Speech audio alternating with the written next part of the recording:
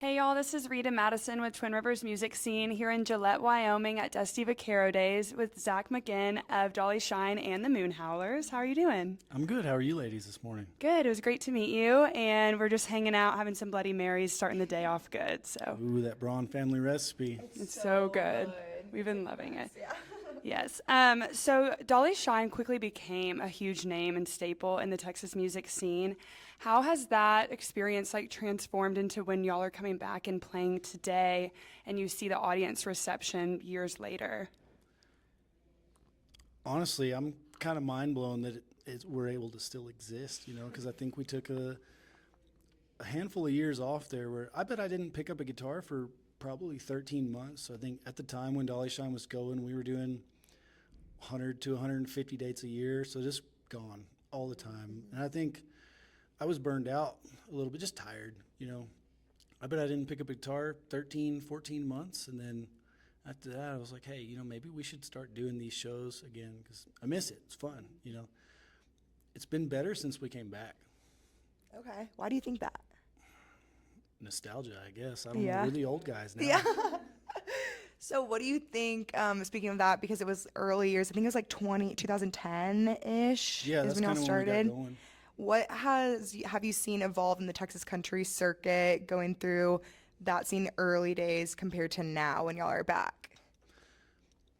Social media, I guess, is probably the biggest driver. I mean, not to call us dinosaurs or anything, but like Facebook was like the most prevalent thing at the time. Instagram was kind of in its infancy, I think, when we started Yeah. touring.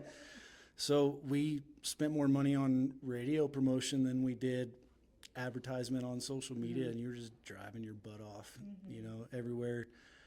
That and I think just the way that people digest music now is a big difference that I see. Like when we started, our older guys that we were looking up to, we were opening up for guys like, speaking of that Braun family recipe, like Reckless Kelly, Mickey and the Motor Cars, Charlie Robinson, those kind of guys like that.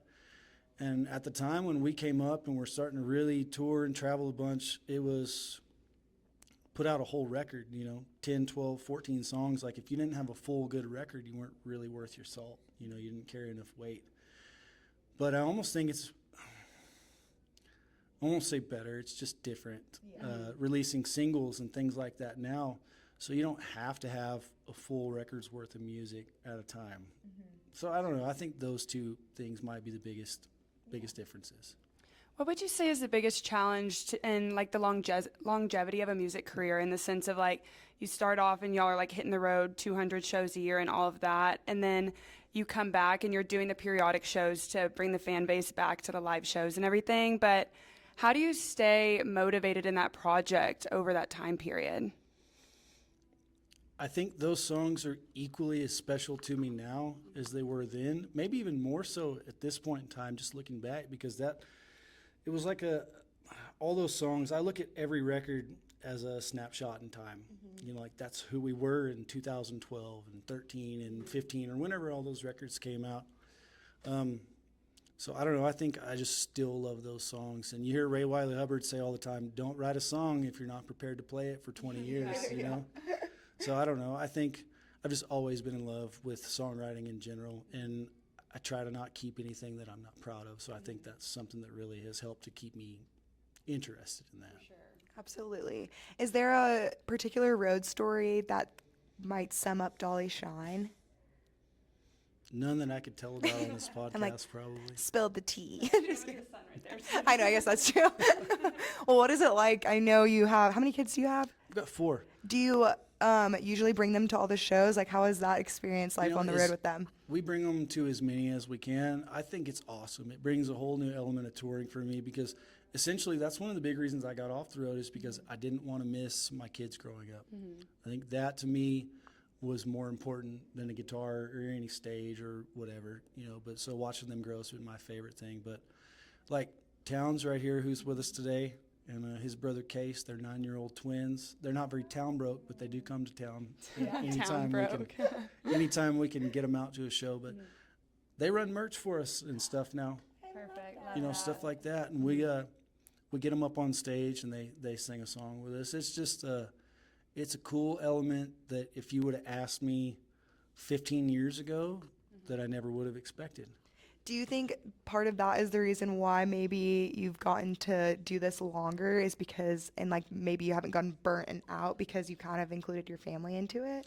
I think so. It definitely makes it easier to be able to have my family there with me on the road, and just to see that I know my little girls, they all love music, and my boys, you know, they're music junkies. You know, they're banging away on guitars and stuff right now. So that's what keeps it fun for me is getting to watch it, almost just see it from a bird's eye view of a child's point of view of like falling in love with music again, if that makes any sense. Like I'm watching these boys and I see how much they're really getting fired up about it, so it fires me up more too. That's awesome. That's a great perspective. Yeah. So we were talking off camera a little bit before this about how great Dusty Vaquero Days is and how the event is put on and all the artists here. What does it mean for Dolly Shine to be playing here today? I think this is, I don't know, I might be biased because I love Jake and Ryan and all those guys, but this is the coolest damn festival going on around right now. So I've known Jake. I met Jake in about 2013 when we used to play this place called the Cowboy in Laramie. So come full circle, like 13 years later, you know, Jake got to travel the whole world and do all that amazing stuff that he's done. And now he's come back and started this festival, and it's going to be nothing short of amazing. So, you know. Absolutely. Well, thank you so much for sitting down and chatting with us. Thank you for your time, ladies. Yeah, it was nice to meet you, and we're excited to see you play 3 times today.